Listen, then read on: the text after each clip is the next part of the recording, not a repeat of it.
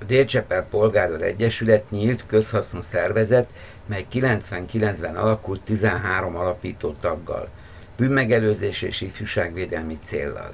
Jelenleg 25 fő az egyesület taglétszáma. Tevékenységünk szigorúan politikamentes, egyesületünk demokratikus civil szervezet, melyben az operatív vezetést 3 fős elnökség látja el. Megalakulásunk óta rendszeresen jelző-figyelő szolgálatot látunk el a kerületben. Részt veszünk a kerület társadalmi rendezvényeinek biztosításában, a civil együttműködések szervezésében, a környezetvédelemben. Együttműködünk a csepeli rendőrkapitánysággal.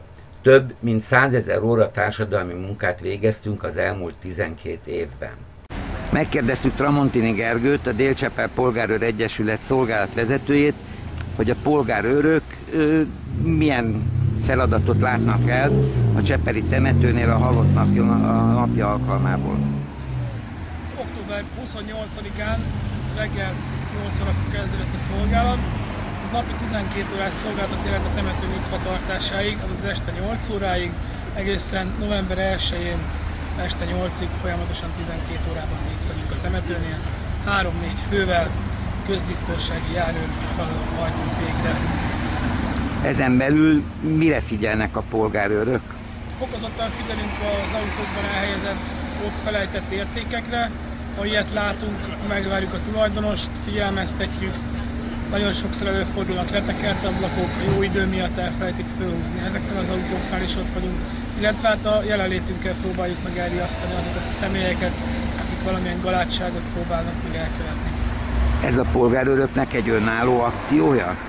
Nem, ezt a 21. kerületi rendőrkapitánysággal közösen hajtjuk végre, egyeztettünk az időpontokat egyeztettünk velük, és az ő kérésükre de vagyunk itt. A Dél-Csepel Polgárőr Egyesület ebben az évben milyen nagyobb feladatokat hajtott végre? Az egyik leghosszabb és legnagyobb feladatunk ez a mostani temetőnapok. Sajnos kimaradt idén a minden évben megtartandó kerületi nap, hol Csepeli ősznek, hol Mária napnak hívnak, ez sajnos idén elmaradt. Részt vettünk még biciklis versenyek biztosításában, futóversenyek biztosításában, triatlon, duatlon versenyek biztosításában az iskolákkal, illetve egyéb kisebb helyi rendezvényekkel, iskolák diszkójával, alapítványi bálokkal. Hát további jó szolgálatot kívánok! Tartsanak ki a polgárőrök! Igyekszünk, köszönjük! Egyesületünk a Budapesti Polgárőr Szövetség tagja. Munkánkat 2004-ben a BPS Kiváló Polgárőr Egyesülete címmel, 2005-ben az OPS az Év Polgárőr Egyesülete címmel, a Csepeli Önkormányzat 2007-ben Csepeli díjjal ismerte el. Az önkormányzat csapatzászlót adományozott egyesületünknek.